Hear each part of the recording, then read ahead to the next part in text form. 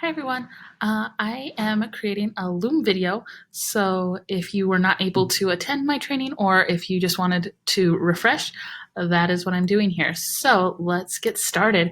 So here is your Loom. Once you log in, you will come to a basic login page. Use your either sign in as Google or use your personal, or don't use your personal email address. Use your school email address because they have a teacher program, so they uh, upgrade you to pro or something like that. I don't actually know what the difference is because I'm able to do everything that I want to do on here, but there is that option. So once you're here, this is where you have different folders. This right, the first folder everyone has is how to use Loom.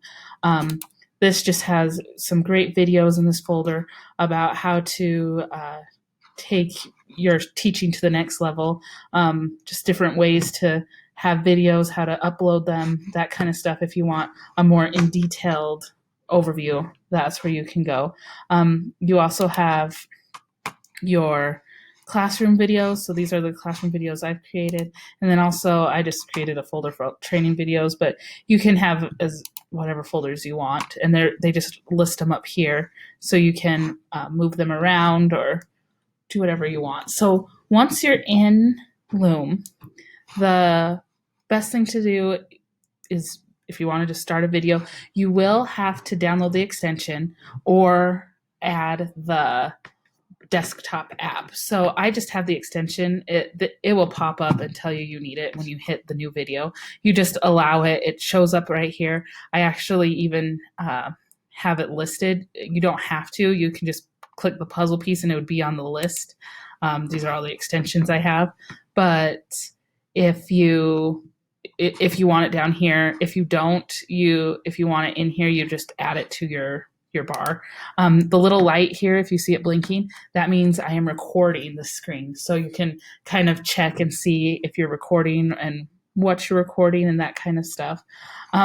Over here, you see that there are these buttons. These buttons are when you are recording. So you can hide this menu if you don't want to. You can change your camera settings. This is how you change back and forth. So if you want to see your pretty face back, you click here and you can this is the camera that you're using and whatnot. Here's how you cancel the recording, and here's how you pause the recording. So you can pause your video if you needed to take a break. Like if you heard the bell ringing just now, I paused the video while the kids walked by since it was going to be super loud. And then I was able to just hit go again and come back right where we left off. When you're done recording, you just hit this check mark and that just puts it that you are done. Now, I'm going to try to show you some things. It's kind of hard because I'm using the program that I'm videoing it on, so we'll see if this works. So let's go to one of my other videos. This one is my disclosure. So if I open it up, let's see, yes. So this is what it looks like when it's just sitting here. You change the name right here. It usually says Loom, blah, blah, blah. You can change the name here.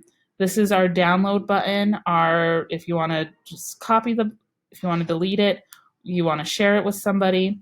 The share button is you can share it to a bunch of, you can copy your link, you can put it to a GIF, you can embed it, which is what you would use to get it to your Google Classroom or Canvas or whatnot. You can put it into a Gmail. It just really copies the link. Usually I just copy the link. It's just easier. But these are different formats if you want to just go directly to Twitter or Facebook or directly to your Gmail. That's how you would embed it. Over here, we have the copy the link. So this is the link I usually share this is what I put up on our Google Classroom. This right here is pretty cool.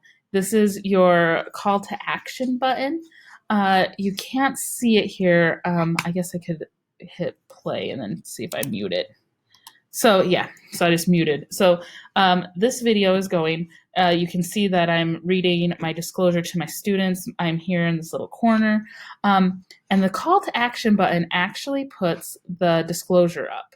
So if I click on it, it will take me directly to the disclosure. So the kids could have a copy right in front of them while they're watching the video. You can see the video is still going. And I muted it, but I'm still talking. You can have students react. So if they're like, oh, this video is so great, I'm just going to give, love it, right? So this button is really cool. You can edit the button. So you can see here, I named it disclosure. So they have a copy of what the disclosure would be. I linked it to my Google Docs because my disclosure is just in my Google Docs. I changed the color because I wanted it a different color, and then just had the text as white.